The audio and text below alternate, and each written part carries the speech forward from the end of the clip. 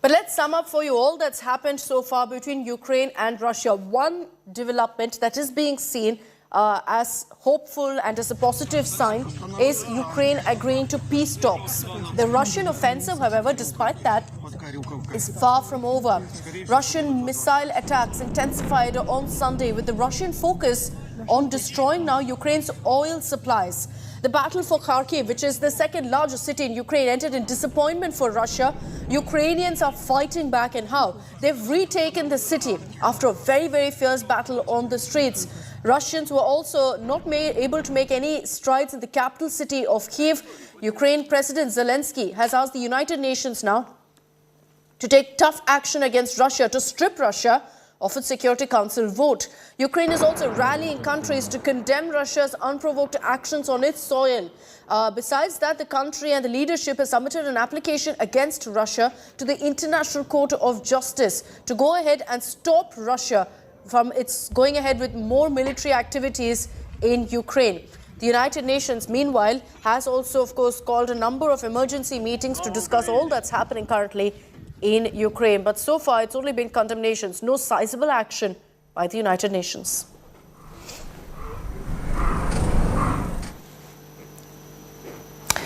And trust India Today to get you every single update that's coming in from battleground Ukraine, as well as what's playing out in Russia as they continue their full-scale invasion. Here are the top 5 developments you need to know about.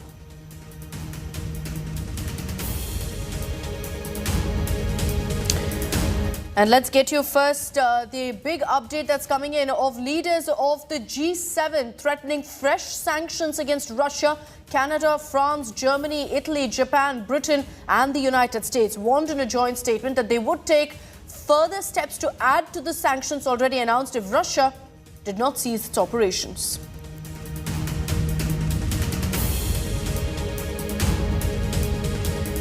Development number 2 you need to know about. The world's largest plane made in Ukraine has been destroyed by Russians. This is according to the Ukrainian government. Ukraine made AN-225 Mriya, meaning dream in Ukrainian, qualified as the world's largest cargo aircraft before it was reportedly burnt on an airfield outside of Kyiv due to Russian shelling. This has happened reportedly at the Hostomel airport.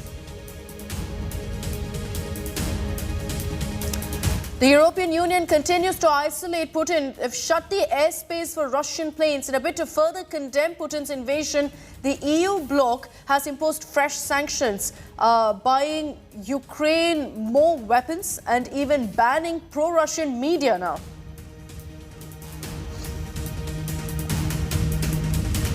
The United States coming down heavily on Putin's decision to place Russia's nuclear deterrence forces on high alert. United States has termed the move an example of manufacturing threats that don't exist.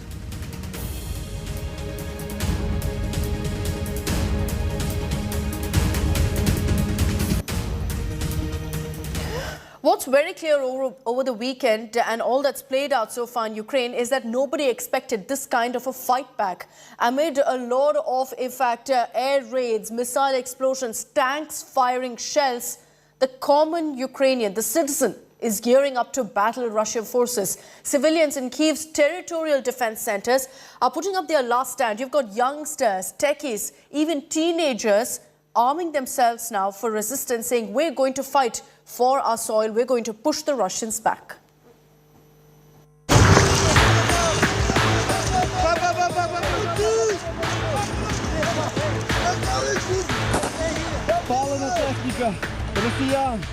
Civilians in Kiev's territorial defense center putting up their last stand. Youngsters, techies and even teens arming themselves, donning combat fatigue, ready to battle the invading force. Telling India Today with boyish enthusiasm that they are ready and raring. Slava Ukrainia! Heroям slava! Slava Ukrainia! Yes, they are ready to fight. You see there, he's a young guy. He probably is very, very young. He's probably 17, 18, but they're all ready to fight for their country. Amid air raids, missile attacks and tanks firing shell, the common Ukrainian is resisting hard. Olga, are you also ready to fight for Ukraine? Yes, I'm ready to help to fight. At least I can sort out the medicine. Alex, what is your profession normally? I'm working in public relations. And right In now, big international movement. and right now, you see, he's holding a real Kalashnikov, a public relations officer, because his country needs it. If I won't make it, no one make it. So I'm here to protect my wife, my family, myself, my country from the Russian invasion. I'm an IT guy. Actually, I'm not a military guy, but I also have the gun, and all of my friends, they come to government, and government take them to the militia and give guns. So we will fight for our land, and we will kill all Russians. It is not often that the world sees civilians in full combat gear.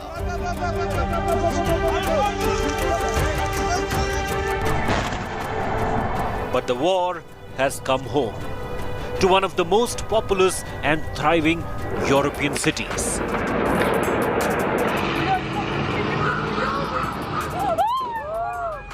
Sparking a full-fledged urban warfare, bordering in guerrilla tactics by residents, many of whom are heading home from overseas to join the war. I want to join the army. I want to fight. I want to live on my earth, in my Ukraine. And I don't want to die our soldiers, our Ukrainian soldiers. They are very brave. And we all the Ukrainians, women, pray for them. Russia knows the pitfalls. Hence, it is sending its troops disguised as Ukrainian soldiers to crush the resistance. But many of them have been nabbed. The urban warfare now threatens to prolong the war and make it even bloodier. With Rajesh Pawar in Kiev, Bureau Report, India Today. The Russian invasion of Ukraine has been faced with stiff battle, and it's not just the Ukrainian army, it's civilians, as you just saw there, answering the call to defend their nation. Women across Ukraine, you've got politicians, beauty queens, they're all stepping up now, and they're inspiring the whole of Ukraine. They've taken up arms to defend Ukraine in this hour of need. And we spoke to every single one of them here on India Today. We get you those details in our special report.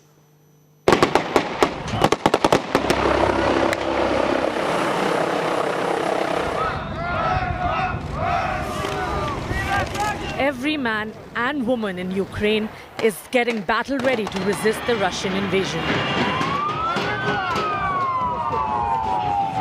Anastasia Lena has put down her crown and stash to defend her country.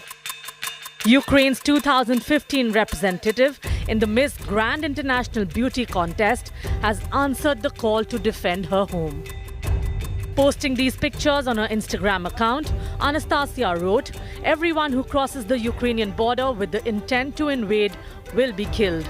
The beauty queen is only the latest woman to join the call to arms. Days ago, Ukrainian MP Kira Rudik posted this image of her holding a Kalashnikov on her social media, declaring that she was armed to resist an invasion of Kyiv. You know, it gives me a sense of hope. And it's much better when you have it around the house. I can show it to you right now. Please do, please do. Okay, so that's Kira holding her weapon. You've been. Can you show it to us once again, Kira? Can you just hold it up for the camera once? We just want to see how. Okay, so that's a Kalashnikov in Kira's hands. You've been holding it since yesterday, Kira.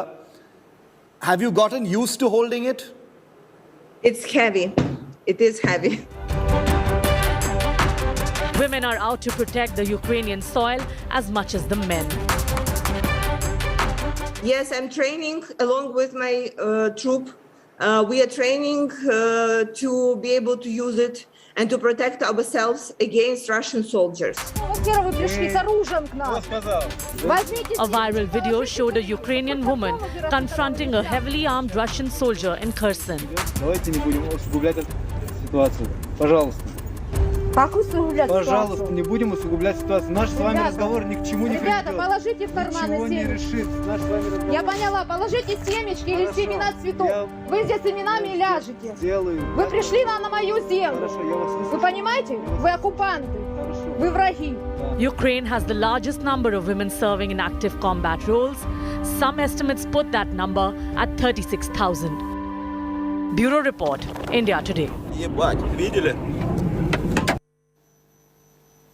And through the course of India Today's coverage, we've spoken to several members of parliament. They've not held back. They've lashed out at Russia. They've made it very clear what kind of international help they seek. They're leading from the front also in the resistance that's being put up in their soil against Russia. Here's a conversation that we had with a Ukraine MP, Yevgenia Kravchuk. She spoke exclusively to India Today.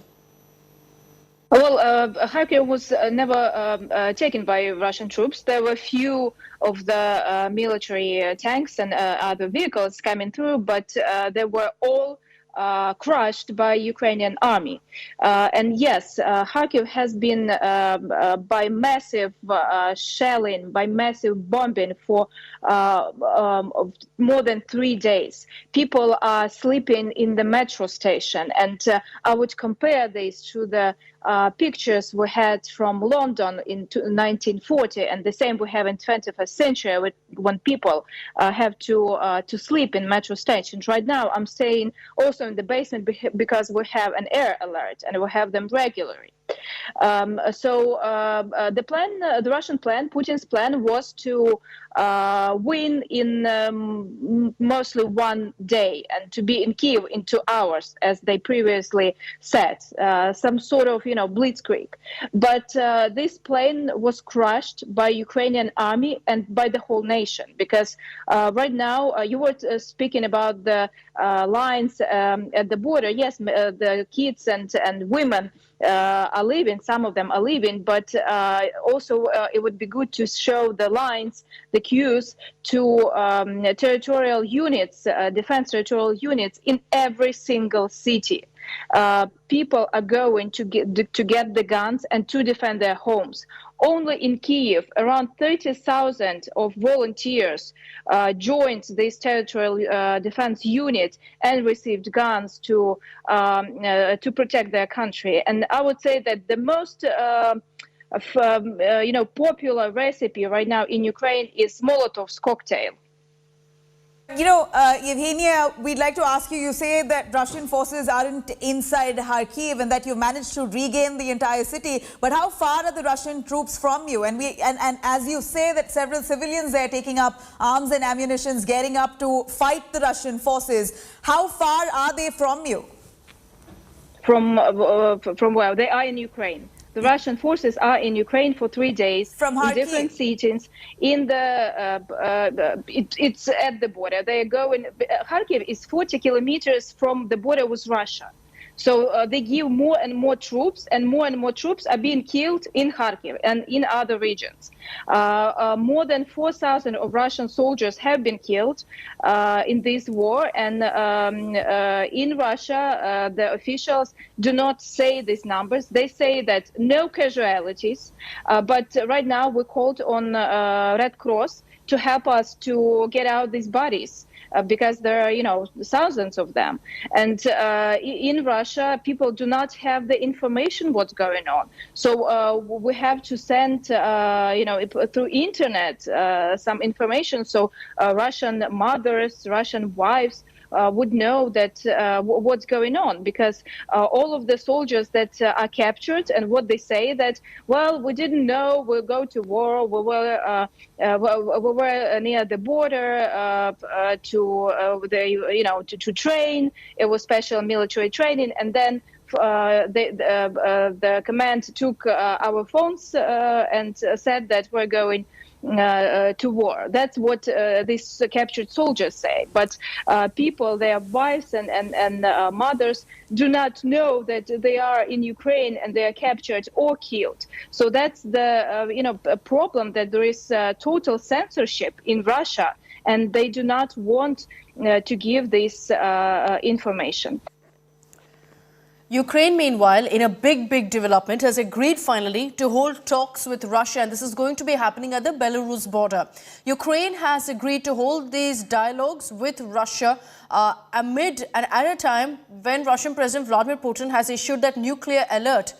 Belarus held a referendum on Sunday to adopt a new constitution that could ditch its non-nuclear status at a time when the country has become a launchpad essentially for Russian troops invading Ukraine and marching on Kiev. Belarus is, of course, Russia's ally, and many of the Russian troops have been entering via Belarus. The fact that Putin has issued a nuke alert and then Belarus is now talking about removing its non-nuclear status seems to be paving the way for Russia then to move its nuclear weapons via Belarus. As far as the talks are concerned and Ukraine agreeing to this, at this point how it's outlined is that the Ukraine delegation will meet with the Russian delegation without any preconditions near the Pripyat River. The area is located right across the frontier between Belarus and Ukraine, and the waterway then runs down, interestingly, to the Chernobyl exclusion zone in the south. The agreement for talks is the result of a phone call conversation between Ukrainian President Zelensky and the Belarus President Alexander Lukashenko. This development comes after Kremlin had earlier sent a delegation to Belarus saying it was ready to start peace negotiations with Ukraine in Gomel city, but then you had the Ukraine president rejecting Moscow's offer.